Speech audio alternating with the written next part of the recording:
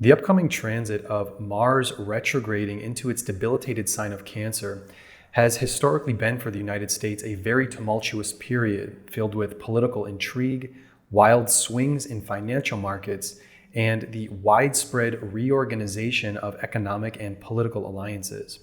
This upcoming period between December 6th, 2024 until late February appears to be lining up in a very similar pattern. So in this video, I'm going to be examining the natal chart of the United States and looking at what has happened historically to the United States when Mars goes retrograde into Cancer, and also making some predictions about possible scenarios based on this upcoming transit. And I've put the chapters of each section of this video in the description. So if you want to jump ahead to the predictions, you can find it in the description of this video.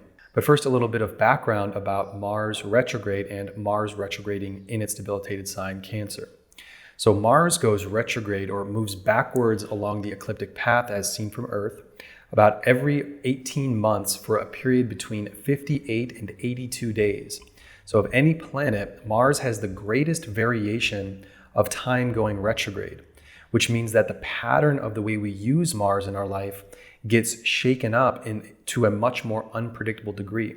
And all of the other planets, their retrograde periods only differ by 2 or 3 days. So what makes this retrograde period important is because Mars will be retrograding in Cancer, which is the weakest sign placement that Mars has of the 12 zodiac signs. So this placement has happened a total of 9 times since 1913. And almost invariably, we're going to see that major geopolitical, economic, and military shifts happen. And a lot of underhanded actions take place with some conspiracies. And more often than not, these conspiracies or these underhanded actions, they don't go according to plan. And there's very often a heightened state of alarm, a kind of sense of an emergency happening, and very dramatic situations where the consequences are very unpredictable in the short and midterm. So the main reason for why this happens is because the United States natal chart has, you could say, an unfortunate placement of its 8th house cusp in Cancer, which is the house of unexpected events, the occult or hidden aspects of life, sudden fortune or misfortune, and other people's resources and money. Those are the 8th house significations in general. So when Mars, the planet of conflict, retrogrades over this house cusp and is debilitated, it can cause very intense conflicts, many difficulties and psychological battles, and a lowered ability to use clear and decisive logic to work through these problems. And most importantly, when any planet goes retrograde, we are looking at how we're using that planet currently, and we're reassessing what we need to change about our using that planet.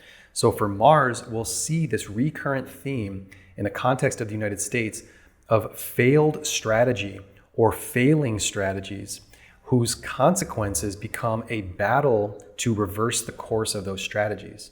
So as we examine each period of time when Mars goes retrograde in Cancer, we have to look at also at the other planetary influences happening at that time to get a more complete picture of what the United States is going through in each period. But we're going to have this focus on that Mars debilitated and retrograde influence happening.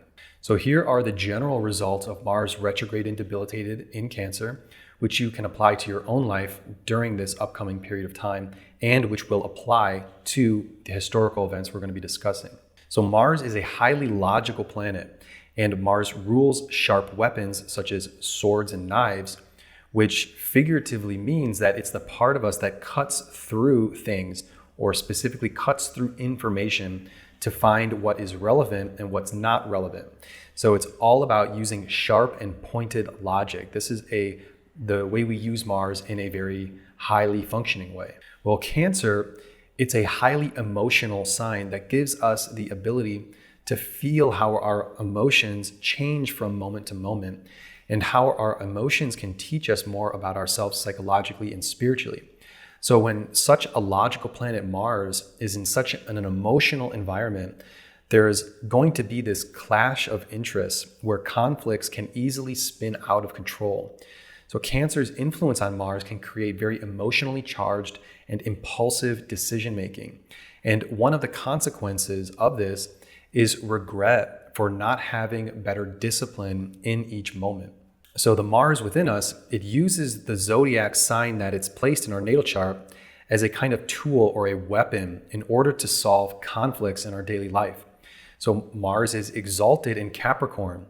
So Mars uses Capricorn as a weapon, and those Capricornian traits are patience, practicality, and a cool or even cold gaze at problems in a detached way, with a kind of survivalist mentality in order to calmly and with a collected nature strategize oneself through a conflict. So that's a high level of using Mars when Mars is in Capricorn and using those Capricorn traits. So in Cancer, Mars's weapon is emotions. And the problem is Mars doesn't get a firm grasp on emotions to use them because emotions are so nebulous and subjective parts of our experience. So the result of Mars in Cancer is that a person will feel that they don't have a very specific or sharp tool at their disposal to get oneself out of a difficult situation or to get through and solve a problem or get over an obstacle. And what the result is that the person can become passive and even overly agreeable because they don't feel like they can really solve a problem very effectively. And until one day they get extremely frustrated from this inability to solve problems, and the person will boil over and explode and solve the problem or attempt to solve the problem in an overly emotional way. So the combination of passivity and the inner feeling of a lack of tools to solve problems leads to indecisiveness and, most importantly, miscalculating important details of a situation in a very emotional rather than logical way. And once again, this leads to unintended consequences that a person feels like those consequences are outside of one's control, which is the opposite of what Mars wants. Mars wants to control a situation, to be able to use the will to control a problem to eventually solve it. So Mars is this part of us that uses the willpower to make things happen. And when that ability of using direct and effective change slips from the grasp of Mars, there's this result of frustration and anger. So on a personal level, this transit can bring excessive conflict, emotional outbursts, or confusion, specifically around the house cusp that it's happening in your chart, and a general disruption to our ambitions and this ability to strategize through obstacles. And when Mars goes retrograde in this Cancer environment, these attributes that I just explained become more pronounced. But it does give us the opportunity to study why we're making and how we're making strategic errors, which are meant to help us improve us emotionally, become more disciplined emotionally, and make less emotionally based decisions in the future. And also, what about us psychologically is causing unnecessary conflicts within ourselves and with other people. So this is the point when we can become self-reflective and honest about our emotional world and how our emotions are driving our actions in ways that are, say, unproductive. So even though it's a difficult transit, it gives the opportunity for self-knowledge and self-reflection about our emotional world. So those are the general results of Mars in Cancer. But now let's look at the United States' natal chart and see how Mars transiting in Cancer and then retrograding into Cancer is going to affect the country as a whole. So as you can see, the United States chart has 4 of the 7 inner planets in Cancer. So United States is a very Cancerian place. In Vedic astrology, whenever there are 4 or more planets in a single sign, we say that the significations of that house is destroyed.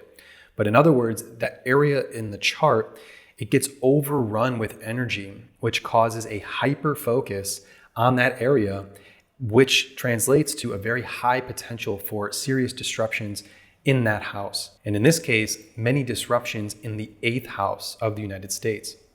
So first we have the sun, which is the government itself, the authority in the 8th house, which means that there is a tendency towards occult rulership because, of course, the 8th house is the house of occulted things. So we know that the United States was dominated by Freemasons at its founding, which is an occult fraternity. So to this day, we have what is called a deep state, which is just a phrase to describe that the official leader, the president, doesn't make every single decision about the country on policy, but actually there is a massive intelligence apparatus with a very significant amount of control and power over domestic and international affairs. Then you can bring in the financial ruling class, the oligarchic class. And all of these are not the sun, the authority, the president itself, but a more secretive and under the surface ruling authority. The sun in the 8th house points to the United States having this very strong occulted rulership. So next we have Mercury, which is the planet of commerce in the 8th house. So Mercury here shows that there is this propensity towards secrecy in the handling of monetary policy, which we're going to definitely see, especially in the first 2 transits of Mars debilitated in Cancer and retrograde. So Mercury is the planet of investigation to find an understanding of what the truth is about something. And so Mercury in the 8th house of the United States natal chart gives this ability for the United States of deep analysis and examination of things, which shows again the strong power or the strong influence of intelligence agencies of the United States, which are a major part of the American empire. So Mercury in the 8th house gives a very profound ability for investigation. And for the United States, this translates to a very important intelligence apparatus. And next we have Jupiter in the 8th house, and Jupiter is exalted in Cancer. So we have Jupiter, which is also the ascendant lord of the United States. The ascendant sign is Sagittarius.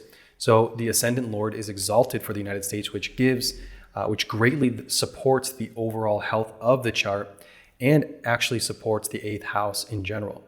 So in the context of the country as a whole, Jupiter represents the religious leaders and the sense of divine justice that the country has.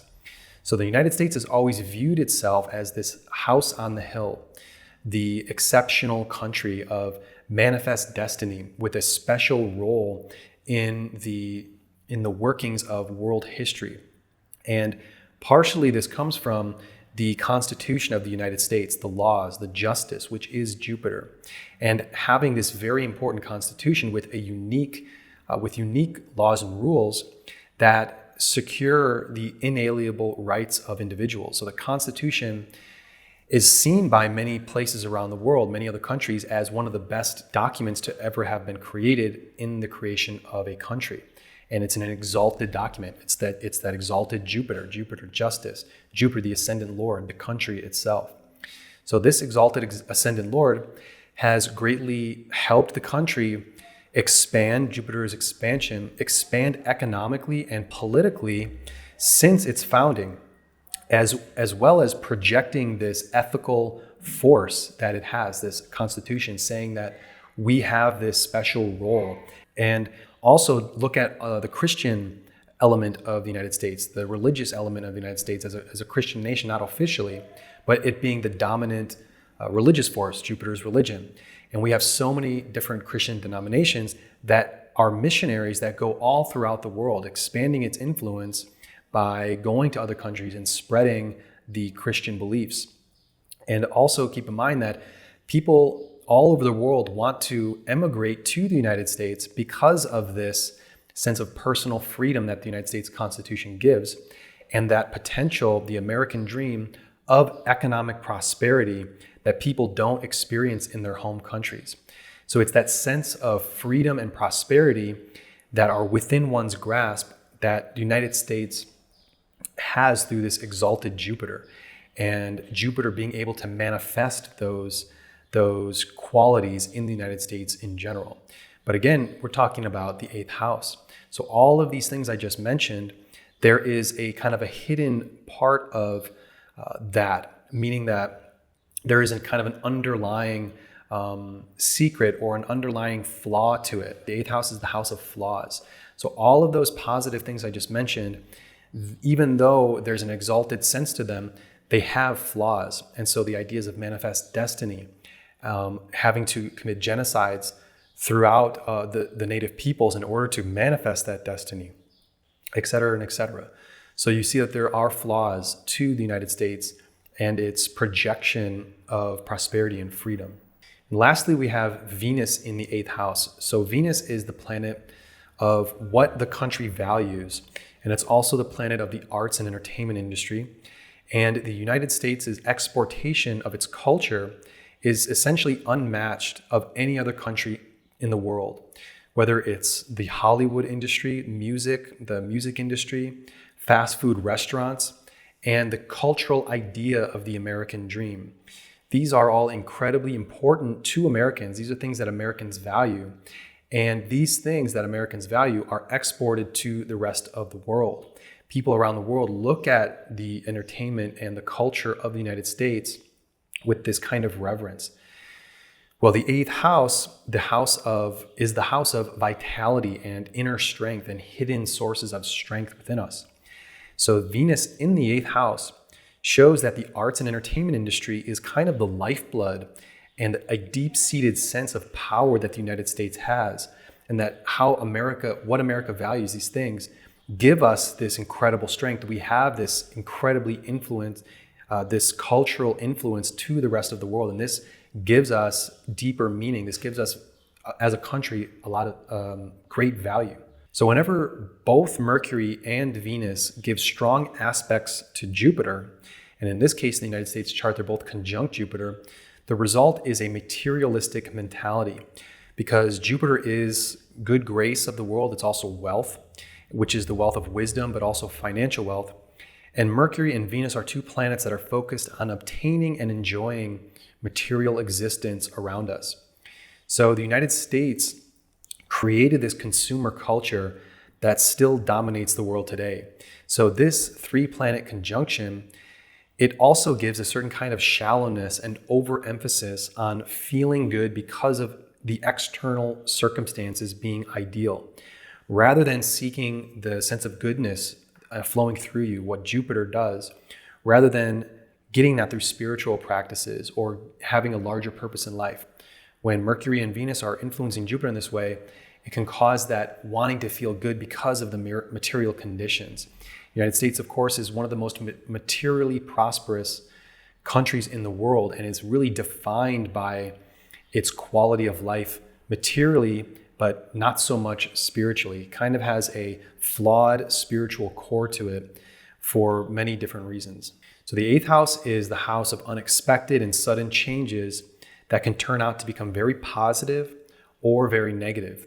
So back to Mars, when Mars, this planet of conflict and war, is transiting over these 4 planets and the eighth house cusp, there's this heightened potential for unexpected conflicts in the areas of the government, the sun, economics and entertainment, which is both Mercury and Venus, and also existential meaning, specifically about justice, both divine and political justice, which is Jupiter.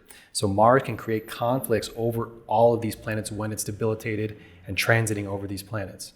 So now let's look back into history and discover these important events that all happened during this Mars retrograde debilitated in Cancer for the United States. So the first time Mars went retrograde in its debilitated sign of Cancer in the 20th century was on November 26, 1913, until February 12, 1914.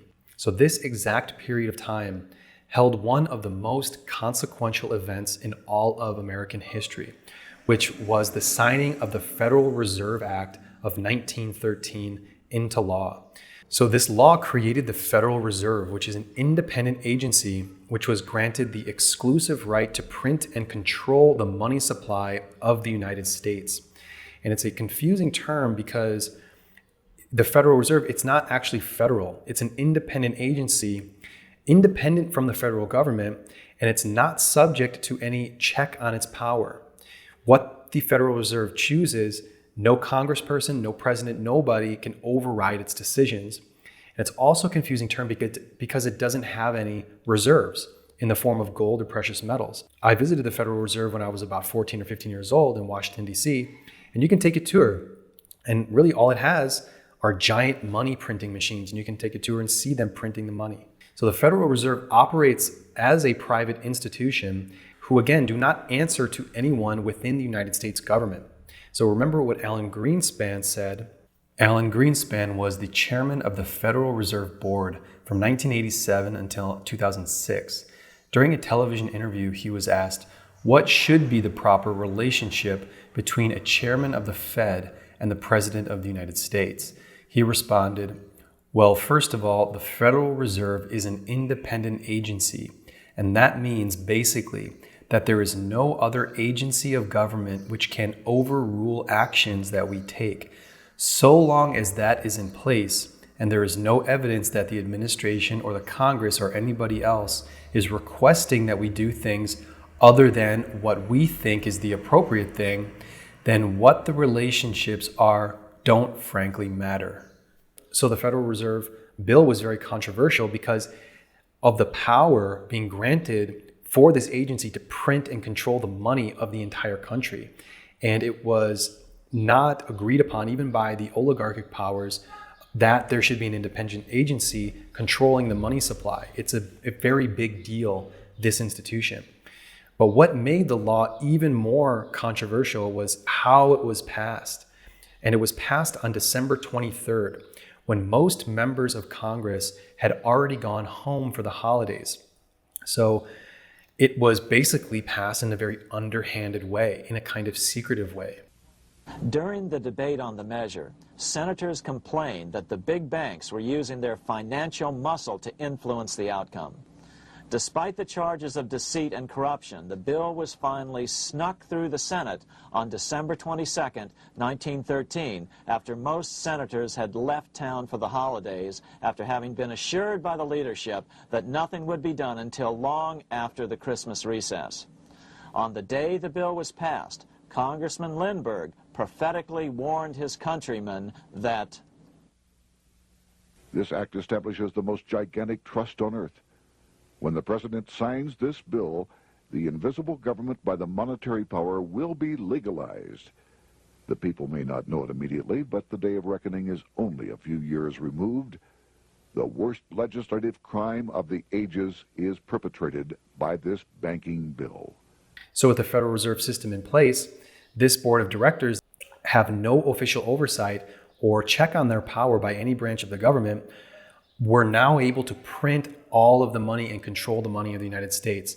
And it's also legal to print your own money in the United States. Only they have the right to do it. And really the magnitude of this law, this single law, cannot be overstated. And critics of the Federal Reserve claim that this monumental power over the money supply of the United States government is the primary cause of the boom and bust economic cycles that we've been experiencing ever since the law was passed during Mars retrograde and debilitated in Cancer. So you'll see on that very day, December 23rd, 1913, Mars was within 1 degree of the 8th house cusp while retrograde. And it was exactly conjunct just a couple days prior when we would assume that the bill was being finalized and being brought to a vote. You'll also notice that Jupiter is debilitated. So the ascendant lord of the chart, Jupiter, debilitated in Capricorn, conjunct the 2nd house of the country's finances. And that was a week leading up to the signing of the bill. So the second time that Mars was retrograde in Cancer was between the period of October 1928 and May 1929. So Mars entered Cancer on October 3rd, went retrograde on November 12th, left Cancer and entered Gemini on December 20th, went direct on January 27th and re-entered Cancer on March 11th, and then finally left Cancer on May 12th. So for clarification, the events that I'm covering in this video with these historical events, I'm covering this entire period of time when Mars transits through Cancer, not just specifically when Mars is retrograde. So from that period of Mars entering, going retrograde, exiting Cancer, and then re-entering, and then finally leaving Cancer, this entire period of time is what we're examining.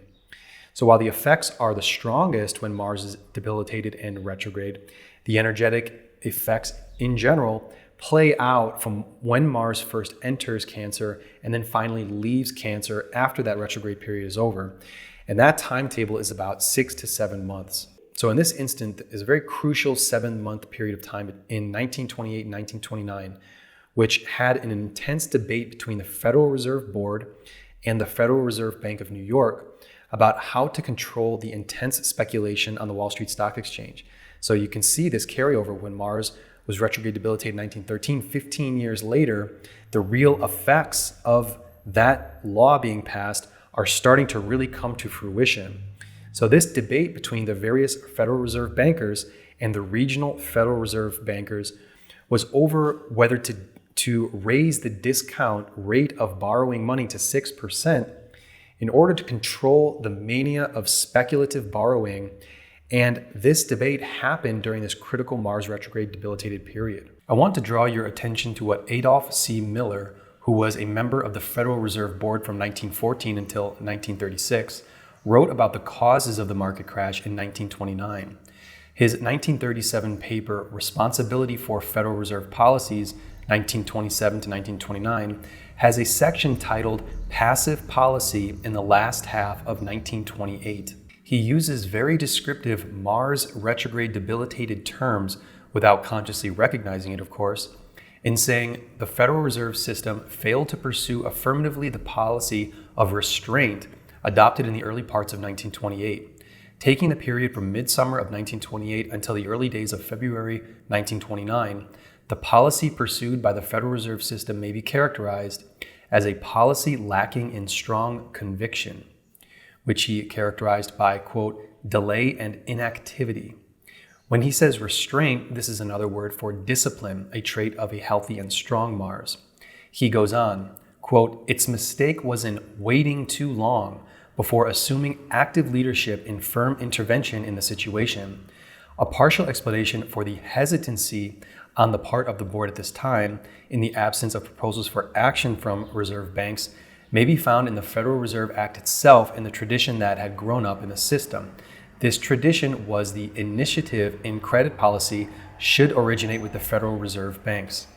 And finally, he says, quote, the board, under the established tradition, was first too quick to fall in with a daring and dangerous proposal, and later too slow to assume the leadership which was needed and was lacking at a most critical time, unquote. So what Miller is essentially saying, and what I attribute to being caused by the retrograde and debilitated Mars in the chart of the United States, was that the Federal Reserve did not act with discipline to restrain the wild speculation happening, and too quickly fell into complacency and hesitancy, and then acted too slow when initiative should have been taken to assume leadership and responsibility to resolve a growing problem. Remember that Mars went retrograde in October of that year and went direct in early February, and it wasn't until February that the Federal Reserve Board began to realize it had a growing problem on its hands and needed to begin to act. Another explanation by the Federal Reserve was typed up in November 1930, detailing the critical dates when the bankers began realizing this, and those dates are between September 1928, heating up after February, and went into the summer. This paper details the debate and panic after the board realized action needed to be taken, and that policy was called direct pressure, and unfortunately it was too little too late. In fact, the market experienced a mini crash on March 25, 1929. It had become evident in the minds of many of the bankers by late May and June that the market would likely collapse on its own weight in due time. This period is a perfect example of what happens when a weak Mars goes retrograde, and we see all of the psychological symptoms play out in the collective policy decisions that led to severe and unintended consequences, the collapse of the market in 1929 in October. So while the famous Black Monday crash happened on October 28, 1929, which wasn't when Mars was retrograde and debilitated, the scrambling and the attempts to control the incoming chaos did happen during this critical period, with little that could be done to stop it. It wasn't until Pluto went retrograde within 1 degree of the United States' 8th cusp, the cusp of other people's money and resources, that the market finally toppled over. And Pluto had gone retrograde in that week leading up to that final collapse. So the third instance of this retrograde period was a much shorter period lasting just over 3.5 months. And Mars only actually spent a month and a half in Cancer between December 18th, 1930 and March 30th, 1931, when the US government was again scrambling about what to do to control the financial devastation and worsening depression across the country. So starting in November and December of 1930, another banking crisis took hold because of the Federal Reserve's actions of not increasing the money supply. So many people actually thought the economy would recover after the stock market crash a year earlier. But these bank failures that happened during this Mars debilitated retrograde period became the deciding series of events that would finally push the United States into the Great Depression. And it was the lack of action, again, by the Federal Reserve during this crucial period of time that worsened the economic situation in the country.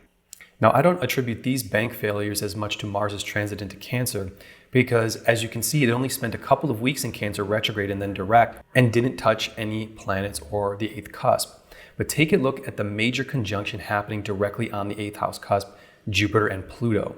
On November 8th, Jupiter goes retrograde, and just a single day earlier, a banking services conglomerate, Caldwell & Company, which operated in the southern United States and was headquartered in Nashville, was the first domino to fall.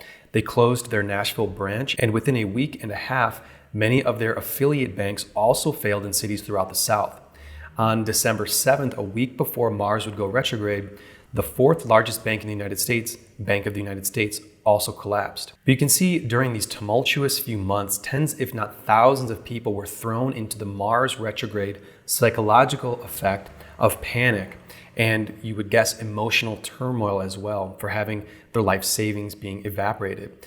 It was, again, a time of serious deliberation and emergency policies that needed to be deployed by the Federal Reserve to calm the growing financial storm that was happening throughout the country.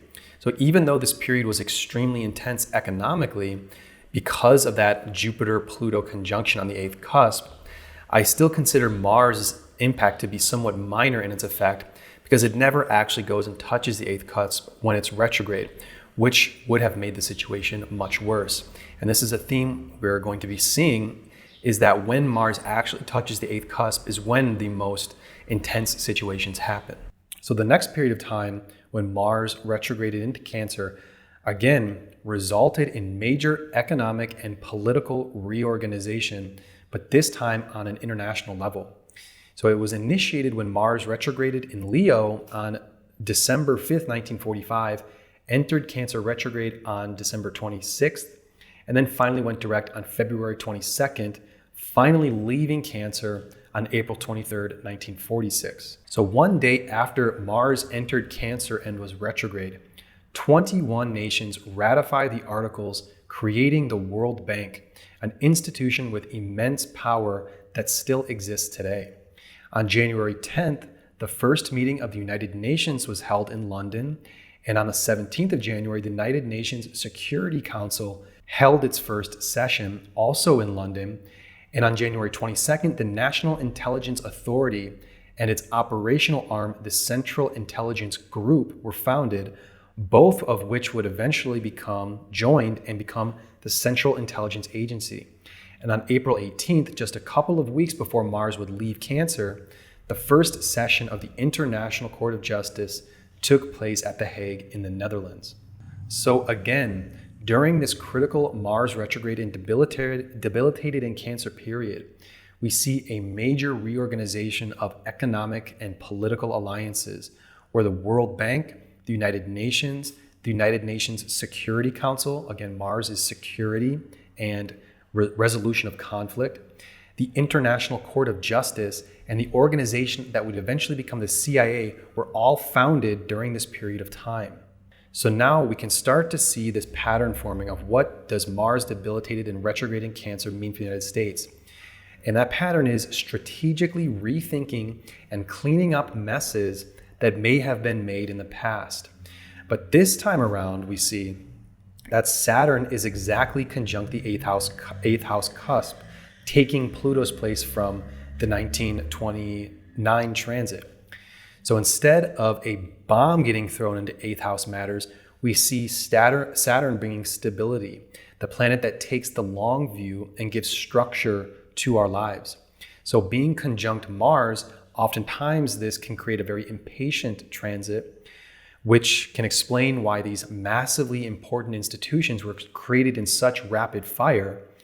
And even though these negotiations also happened with European powers, the United States, of course, was the leader with them in creating this new world order, you could say, this new order to the world after the destruction of World War II. So this newfound role as the leader of the free world most certainly was boosted by Uranus's conjunction to the 7th house cusp in the United States chart from April through June 1945. So Uranus is newness and innovation and a sudden burst of energy. And the 7th house is relations with foreign countries and diplomacy. So you have these new institutions being founded and being created, all with the aim of defending the rights. That's what Mars does so well, defense and also resolution of conflict. These institutions were all set up in order to prevent other conflicts from happening and also for conflict resolution. And with Saturn playing its hand in there gave a stability to the foundation of all these institutions. But again, the pattern is forming that we see very important conflict resolution strategy taking place in order to clean up the messes of past failures. Now, you can argue this was something wonderful that happened to the United States. But remember, I mentioned the 8th house is the house of flaws and fatal flaws, which makes it the house of chronic illnesses and chronic conditions, a flaw that cannot be eradicated simply or if ever at all. So these institutions, the United Nations, the Security Council, the CIA, the International Criminal Court, they've become some of the most corrupt institutions in modern times. And the United States is the primary cause of this. For all of the justice that member nations of the United Nations are seeking to establish in the world, and specifically by using the Security Council, which is dealing with conflict and war, the United States has the power to veto any resolution that is passed. And time again, the United States simply ignores resolutions that are made against it, which is a very blatant example of injustice, using these institutions for its own purposes. And then when those institutions disagree with the United States just blows it off as if it's not important. So these organizations, these institutions that were established have this fatal flaw to them, that the United States simply ignores them at its own will. And the CIA, a covert intelligence organization established during this Mars retrograde debilitated period, may be the most destructive and unjust organization on Earth today, which is responsible for more coups of foreign nations than any other institution in the world. They're involved in drug smuggling, and many people attribute a prominent role of the CIA in the assassination of its own president, John F. Kennedy. So you can see the inherent flawed 8th house nature of these institutions that have created this chronic condition of corruption and injustice within the United States, despite the mission statements. So while this Mars retrograde period created these long-lasting institutions with the help of Saturn being there, that stability, they are, if anything, a symptom of the kind of rotting out and chronic nature of an illness within the United States, the lack of justice, the lack of using institutions for their stated purposes. So Saturn getting involved in the Mars retrograde in Cancer in 1945 and 1946 helped to stabilize Mars's ability for strategy and gave a very significant practicality to the creation of these major institutions. Well, the next Mars retrograde debilitated in Cancer transit was not as fortunate, when Mars's ability for strategy went completely haywire and major mistakes, strategic mistakes were made, as we would expect from a weak Mars in Cancer. So what I'm talking about was the secretive failed invasion of Cuba done by the United States in 1961. So there were plans to assassinate Fidel Castro and invade Cuba all the way back in 1960.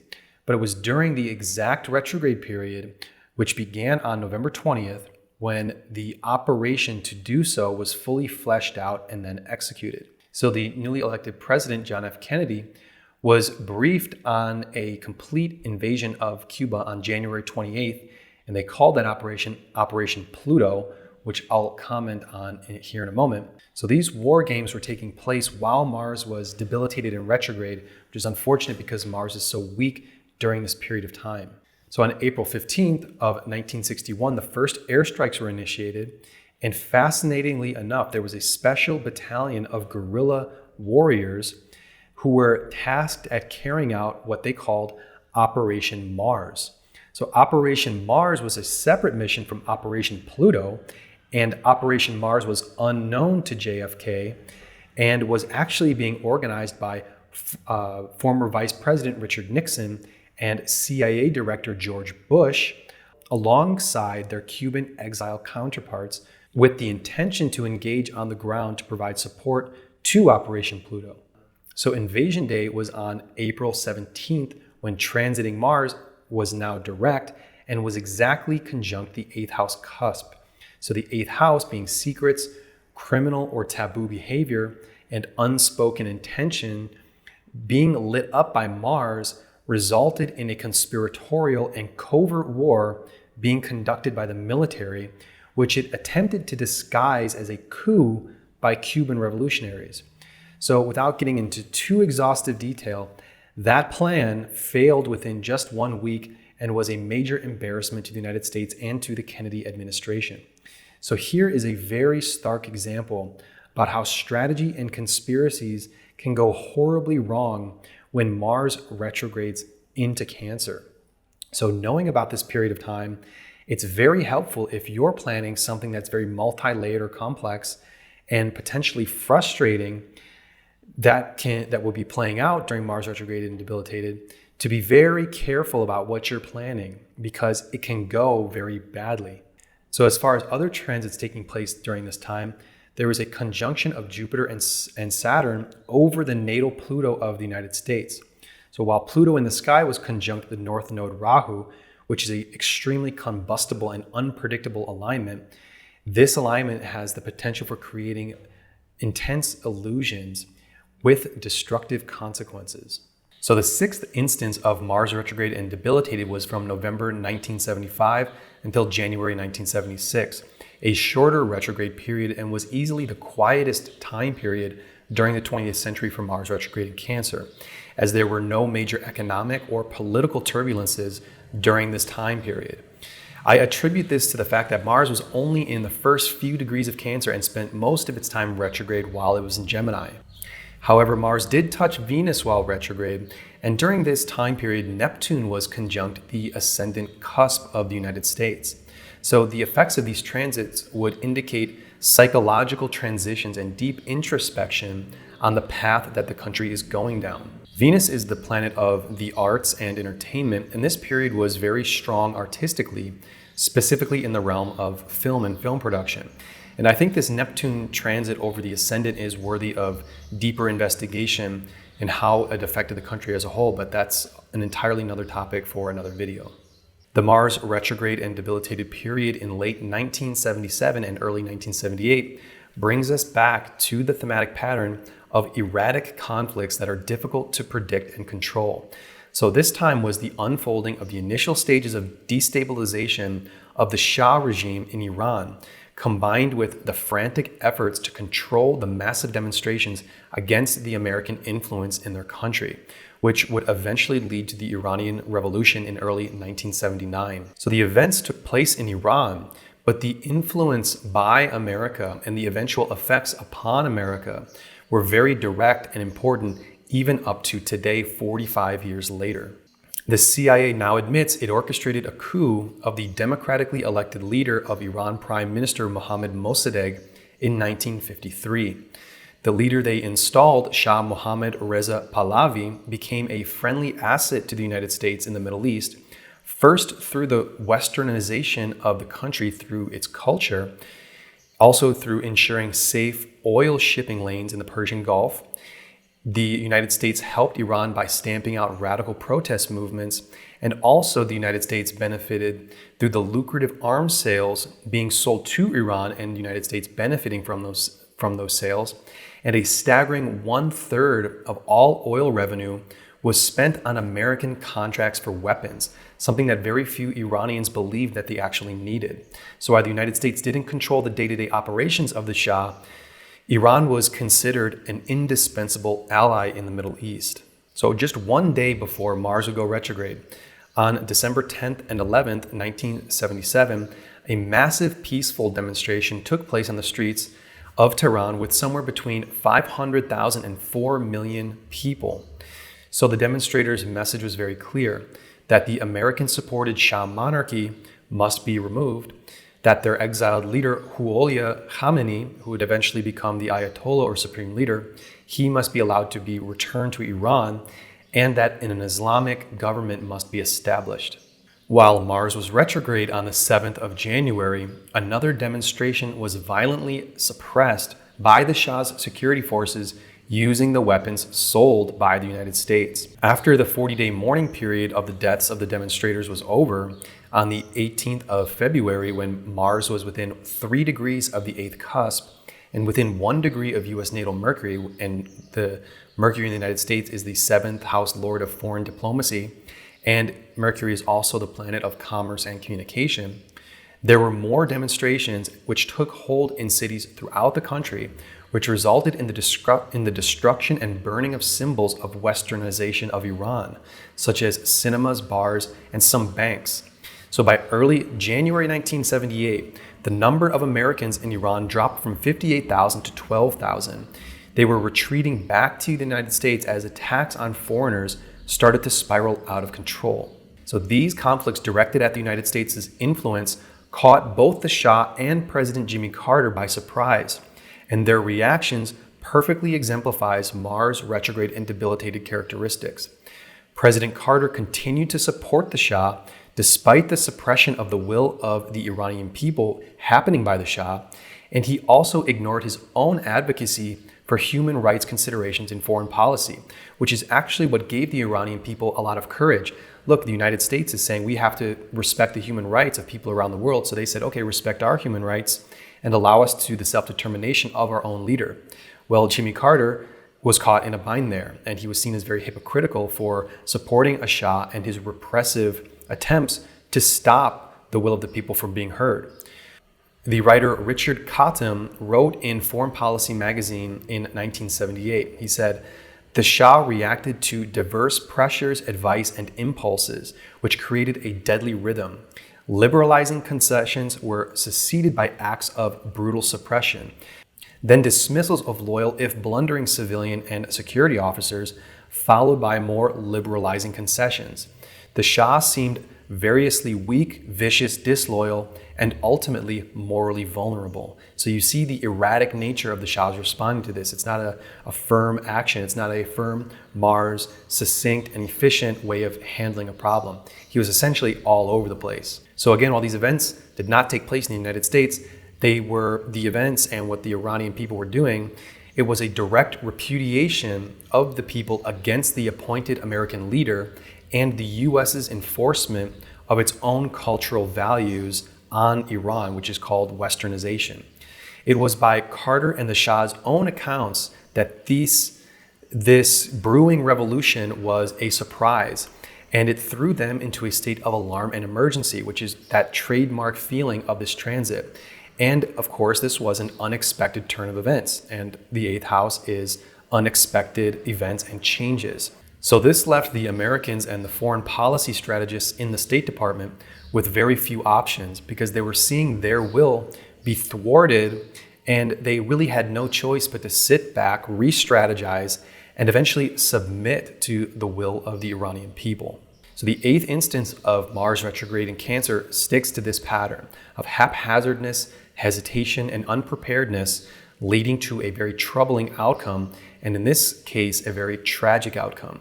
So this period contained the first World Trade Center bombing, which killed 6 people, it injured more than 1,000 people, and it racked up over $500 million in damage. So when you dig into the story of the World Trade Center bombing, which was plotted for at least a year beforehand, you discover an incredible amount of evidence that the FBI was at least partially to blame, because they had the capacity to stop it, but for some reason chose not to. The FBI had an informant working for them to infiltrate terrorist cells operating in New York City.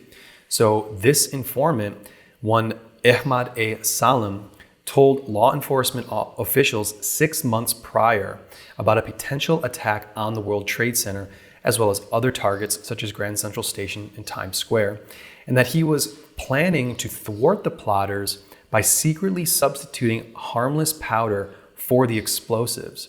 So the plan was called off by an FBI supervisor who Salem credits as having messed up the entire operation. We know all of this information because Salem secretly recorded all of his calls and interactions with the FBI. So this major blunder by the FBI by not taking decisive action to stop the plot, while it had an informant on the inside willing to do so, is a damning condemnation of the inability to take decisive steps to defend the nation. So while the fatal decision to take Salem off the case happened while Mars was in Gemini, it was during the Mars in Cancer and Mars retrograde in Cancer when the FBI failed to do its job to properly investigate and to foil any kind of terrorist plot happening. In fact, a week prior to the explosion, the terrorist plotters that recruited Salem had met in Attica prison, and if the FBI had taken their informant Salem seriously and conducted a proper surveillance on the supposed terrorists, the people who would end up being the terrorists, they could have easily learned of the plot and prevented the bombing altogether. So Mars went retrograde on November 28th, 1992, and having transited through almost the entire sign of Cancer. So on February 26th, the day of the bombing, after Mars had gone direct and was still in the middle of Cancer, on that same day, there was a Uranus-Neptune conjunction exactly on the second house cusp of the United States, the cusp of finances and material resources. So this conjunction only takes place every 168 years, so it makes it a very rare occurrence. And so the metaphorically and literally explosive planet Uranus hit the heart of the United States financial infrastructure, one of the World Trade Center buildings, on that exact conjunction day while Mars retrograde and debilitated. So the most recent instance of Mars going retrograde in Cancer took place during one of the most intense financial crises and efforts to reorganize private and public financial stability. So it was during the housing bubble bursting and the subprime mortgage crisis of 2007 and 2008, and what future Treasury Secretary Timothy Geithner called the collapse of the parallel or the shadow banking system. This all happened during the Mars retrograde debilitated period, or a major portion of this crisis happened during that period. So the crisis really began in early 2007, but the retrograde and shortly after, when Mars was still in Cancer and was direct, was the period of time when the bottom fell out of the credit economy. And policymakers were, again, just like in 1928, policymakers were scrambling to do anything they could to plug the holes of a rapidly sinking economic ship. So this period was between September 12th, 2007, when Mars first entered Cancer, and then went retrograde on the 28th of November, and then direct again on February 15th, and then finally left Cancer on April 27th. So Wikipedia shows a list of very important financial events that took place during this period. And as you can see, this was an emergency phase. Again, Mars is our ability to respond to things quickly and respond to emergencies. So the planet that is dealt with that task in life to handle emergencies as quickly as possible, when it's weak and debilitated, all of that handling of emergencies was done in a very haphazard way. So in January of 2008, the bank failures started to really mount up. The stock markets plunged worldwide on January 21st, and the fear of a recession became much more realistic. So panic is starting to set in. The idea that there's an emergency that needs to be taken care of. So the Federal Reserve had an emergency rate cut, the first in 25 years, on January 22nd, while Mars was still retrograde. And finally, Bear Stearns falls on March 17th, while Mars was direct, but still in Cancer. So this crisis would continue into 2008 and early 2009, when the famous bank bailouts took place. But we see that this period between September 2007 and March 2008 was the make or break period of time. Could the economy be held up with minimal damage? Could the Federal Reserve's policies have enough impact to prevent more bank failures? Fear really started to get set in, and the feeling was that nothing could really be done, and people were beginning to brace for impact. So a weak Mars in Cancer and retrograde is characterized by that exact feeling, the inability to will something you want to happen, having to accept that willpower is limited in the present circumstance, and the need to look back at prior strategic miscalculations and refocus, and to then come up with a better plan, and to come up with a better plan as soon as possible. So this crucial phase in 2007 and 2008, Mars retrograde and debilitated, repeats this theme we've seen throughout the 20th century of restructuring of political and financial alliances because of previous miscalculations, of prior lack of action, which must now be corrected, which we also saw in the run-up to the collapse of 1929 and the weak attempts to save the economy in late 1930 and 1931. So now that we've investigated the historical examples of this Mars retrograde and debilitated transit, we can see many of the themes are already in play in the current day, in the present day, before Mars actually goes retrograde and becomes debilitated. So to recap, what are these themes that we're already seeing happening right now that we've seen already in the historical examples?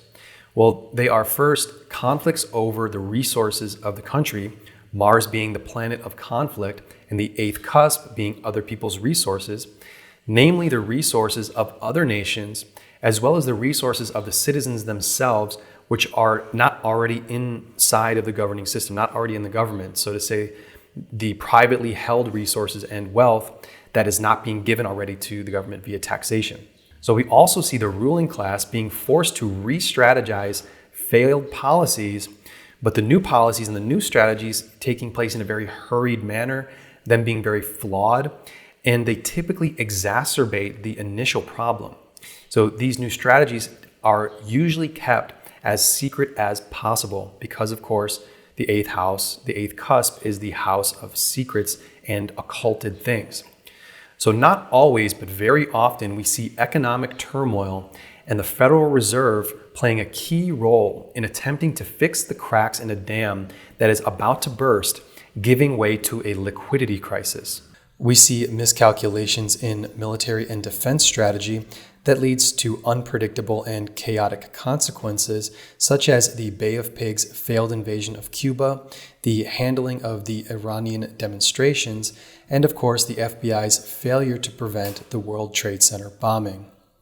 And finally, we see a sense of panic and impending emergencies that are handled very emotionally rather than with cold and direct logic. So we see a kind of the sense of emergency that happens when things went wrong, and then a very kind of hesitant response or a very impulsive response that results in very erratic and, of course, unintended or haphazard consequences because of those decisions. So now let's take a look at the 2024-2025 transit chart for the United States for this upcoming Mars retrograde period. And I'll get into the specifics of the transits and also the current geopolitical atmosphere and the current events currently unfolding in the United States. So firstly, Mars goes retrograde during the evening of December 6th at 6 degrees Leo. From December 27th until January 6th, Mars is in opposition to Pluto in the sky, then continues to be in opposition to Pluto in the US natal chart until January 15th.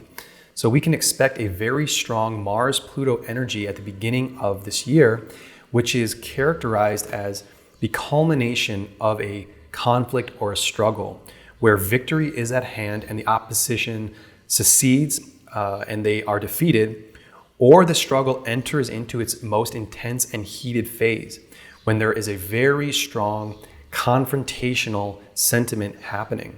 So the phrase World War III has been on everyone's lips these days. So we can see that this will become a very intense period between the Russian and United States diplomatic relations on how to handle the winding down of the Ukraine conflict.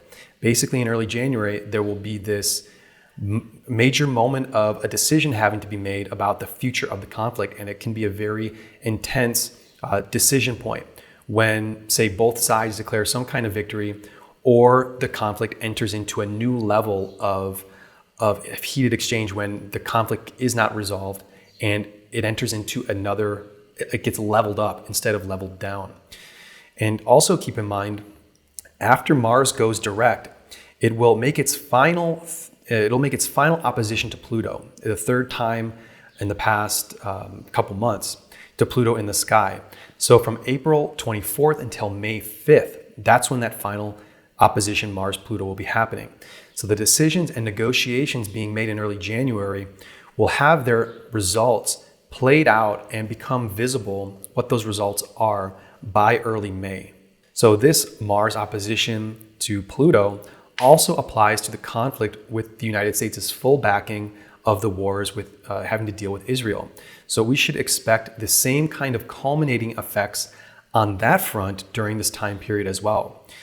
So since Mars is weak and retrograde, we can expect some aspect of all of these negotiations and revised strategies to play out in very unexpected ways, where the US will appear to be in control, but loses its grip on full control of the situation, which can mean events spiraling into very uncertain and even dangerous territory. So I'm optimistic that some kind of deal can be made to end these ongoing conflicts in Ukraine and in Gaza and the Middle Eastern conflicts in general, and of course with the antagonism with Iran. But I suspect that there will be some kind of rogue factor that will not be planned for, that will you could say throw a wrench into the situation. But it all comes down to that weak, debilitated Mars. There will be some kind of unexpected move done by one of the sides that forces everyone to rethink and re-strategize what they were planning to do from the outset. But hopefully this happens in an unsuspected but fortunate manner rather than an unfortunate manner. So another very important transit happening this year during this Mars retrograde and debilitated period exactly is that Jupiter is retrograding over the 7th house of the United States. So the 7th house is foreign affairs, diplomatic relationships with other countries, and Jupiter is the planet of wealth and prosperity. So President-elect Trump has already spoken a lot about tariffs and readjusting his attitude and his posture toward the funding of NATO, and the European nations are already reeling and panicking at the notion that they're going to have to fight NATO's wars using their own soldiers and having to buy their weapons from the United States instead of receiving all of their weapons for free. So Jupiter is also the planet of divine as well as material justice. So Jupiter transiting over the 7th will cause a re-examination over what is economically just with regards to the United States and other countries. And I also think that the immigration issue in the United States will take on a very strong tone as being important, economically beneficial to the United States and not just of security. So important days of this transit are January 19th to January 22nd, when Mars is retrograde and debilitated over the US natal Mercury, which is the lord of the 7th house of diplomacy. That's also the lord of the 9th house of the law. So Jupiter will be retrograde and within 1 degree of the 7th house on these days. So keep in mind that period, January 19th to January 22nd, and that is the inauguration period of Trump. So in the historical examples, we see very prominent events happen when Mars is retrograde exactly over the 8th house, which will be from January 27th to February 4th. So keep that time period as important as well. So we're expecting many executive orders from Trump in his first few days and first few weeks in office. And again, because of the weak, debilitated Mars, I think the effects of these orders and these first few decisions that he's going to be making in office as soon as he gets in will have many unintended negative consequences despite his intentions and despite the intentions of his administration. I think there will be many mistakes in Trump's first 100 days in office that we're going to look back on as having been strategically misguided and even very impulsive in terms of wanting problems to be resolved immediately that cannot be resolved immediately. Another important transit worth mentioning is the Rahu-Neptune conjunction very near the 4th house of the United States, which is also during this exact time period. So I believe this will result in sudden changes in domestic policies, changes that are unclear as to their long-term effect, because Neptune is the planet of change, of introspection, of fantasy, and also of deception, and especially self-deception. And Rahu is sudden extroverted bursts of energy and also impulsive desires and the creating of illusions or illusions that cloud our understanding of the actual situation at hand. So you can think of this conjunction as kind of dangerous because it creates this self-deception and these impulsive actions based on deep-seated but oftentimes misguided desires. So the fourth house is the land itself. So this energy taking place will happen in territorial disputes and either on the northern or southern borders of the United States or borders internationally that the United States has a vested interest in defending. So you can see that this Neptune and Rahu conjunction near the fourth house does play into this idea of immigration being a very important topic and events happening and decisions being made that can have a tinge of fantasy or illusion to them and being very misguided in the realm of fourth house issues, so the land.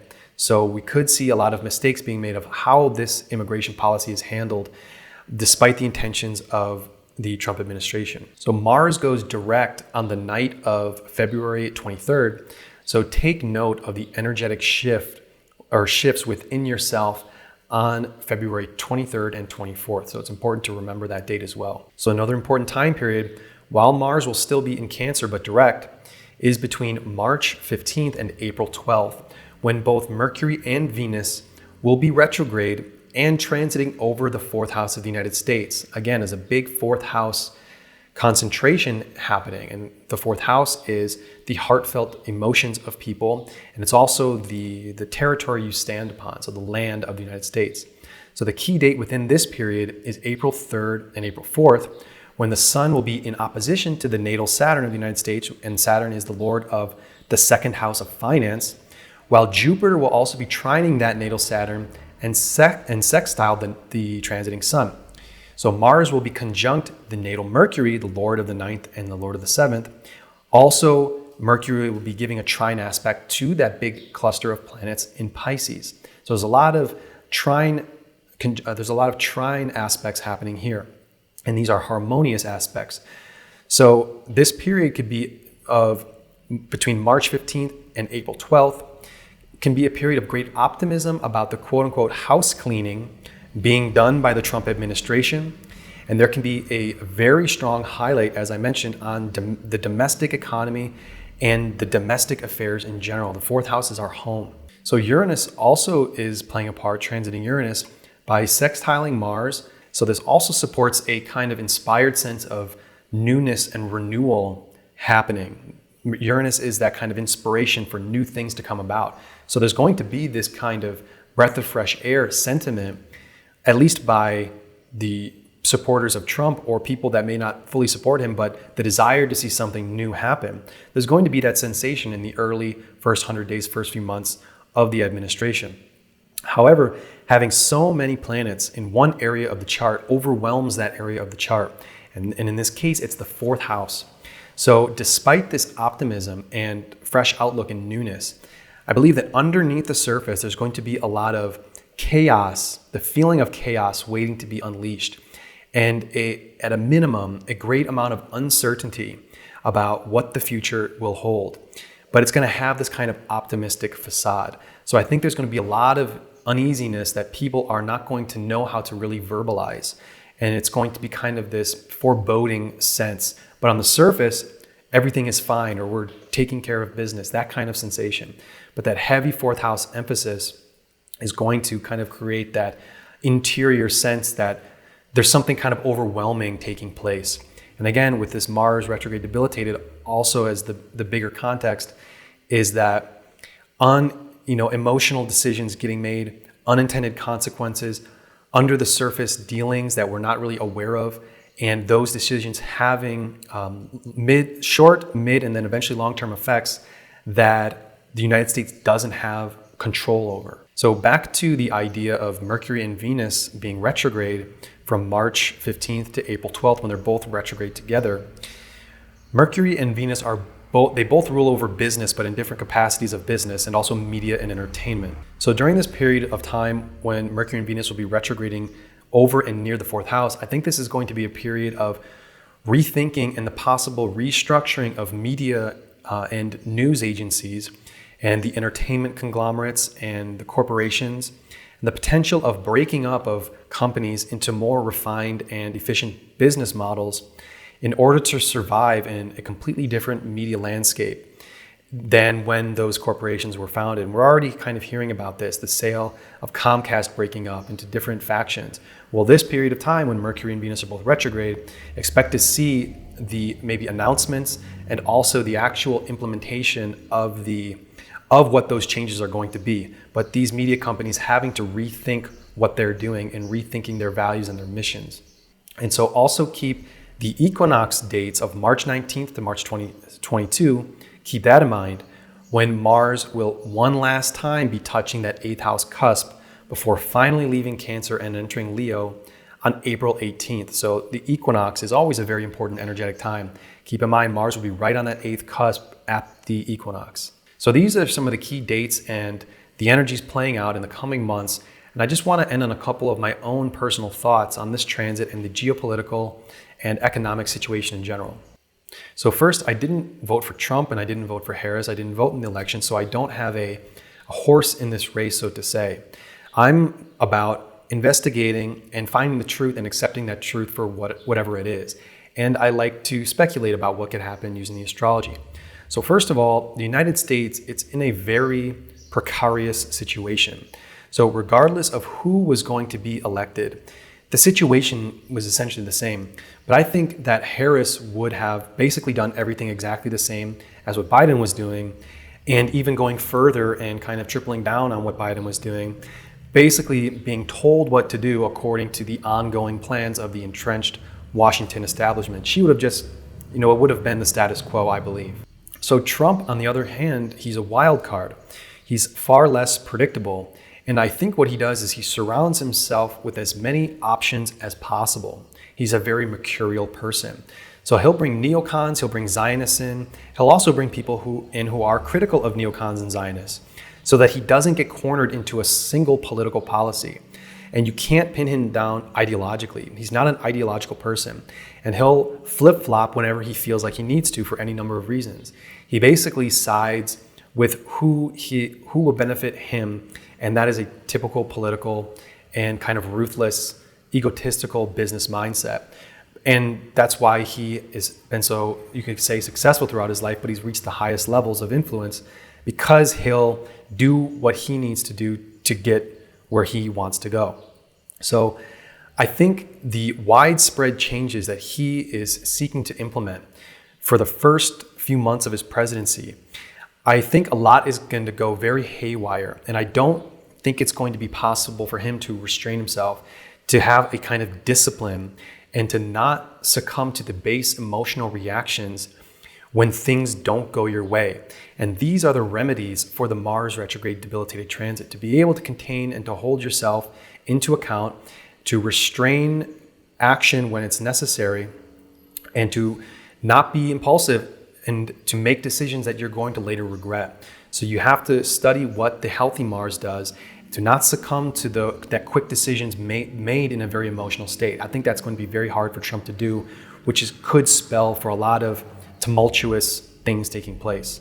So I think Trump will be using his army of lawyers to be making as many reforms domestically and internationally as possible, and trying and working to overturn as many regulations and reworking the federal bureaucracy using Elon Musk's new independent agency, the Department of Governmental Efficiency.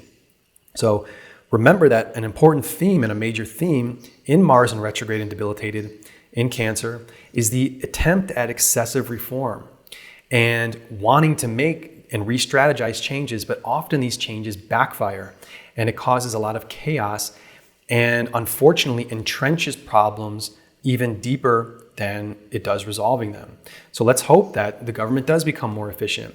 But there's this nagging Mars in there until Mars leaves Cancer and enters into Leo in May. I think after May is going to be a much better time to actually start implementing the changes that you want to make.